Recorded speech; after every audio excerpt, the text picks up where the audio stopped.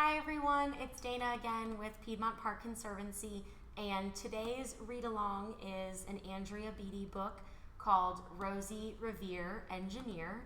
It's a great book, so today while we read, I want you to think about something that you've tried recently that maybe your attempt didn't go so well. Maybe it was a failure, maybe it wasn't exactly a failure, but think about something you tried to do that you didn't necessarily succeed at.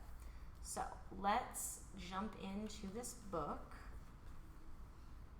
Ooh, I went too many pages too far here. All right, so Rosie, Revere, Engineer by Andrea Beatty. This is the story of Rosie Revere, who dreamed of becoming a great engineer. In Lila Greer's classroom at Blue River Creek, young Rosie sat shyly, not daring to speak. But when no one saw her, she peeked in the trash for treasures to add to her engineer's stash.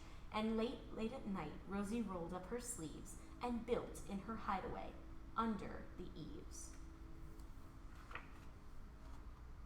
Alone in her attic, the moon high above, dear Rosie made gadgets and gizmos she loved.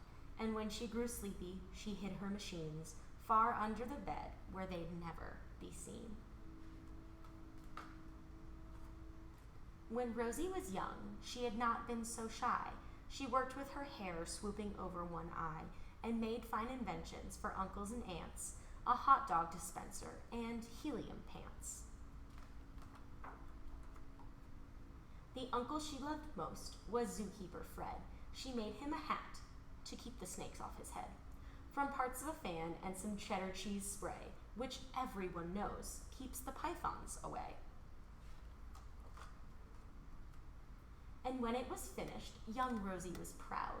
But Fred slapped his knee, and he chuckled out loud. He laughed till he wheezed, and his eyes filled with tears, all to the horror of Rosie Revere, who stood there embarrassed, perplexed, and dismayed. She looked at the cheese hat and then looked away. I love it, Fred hooted. Oh, truly I do. But Rosie Revere knew that could not be true. She stuck the cheese hat on the back of her shelf, and after that day, kept her dreams to herself. And that's how it went until one autumn day, her oldest relation showed up for a stay. Her great-great-aunt Rose was a true dynamo who'd worked building airplanes a long time ago.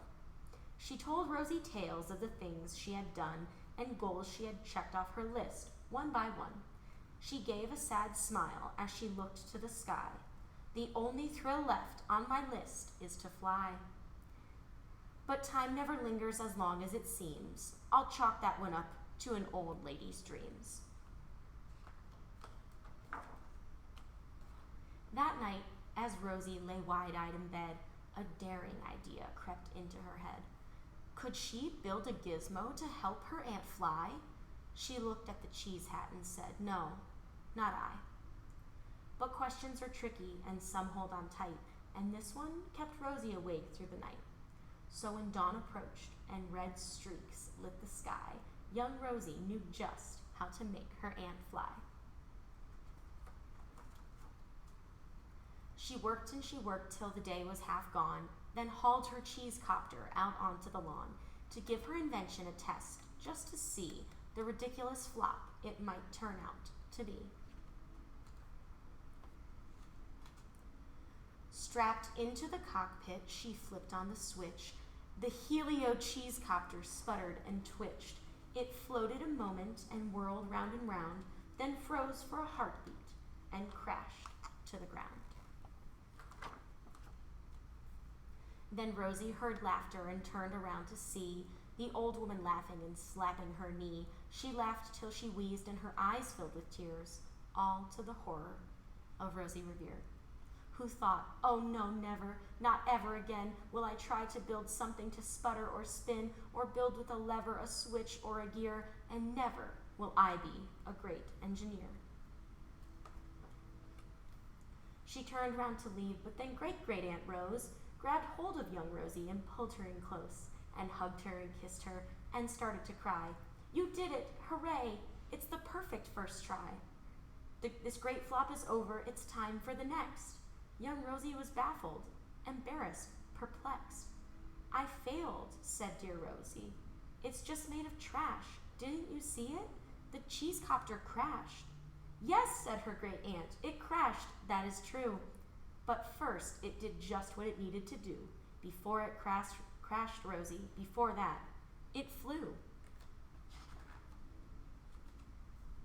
Your brilliant first flop was a raging success. Come on, let's get busy, and on to the next. She handed a notebook to Rosie Revere, who smiled at her aunt as it all became clear.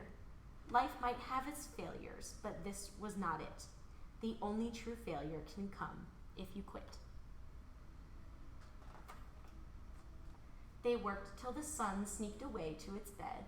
Aunt Rose tied her headscarf around Rosie's head and sent her to sleep with a smile ear to ear, to dream the bold dreams of a great engineer.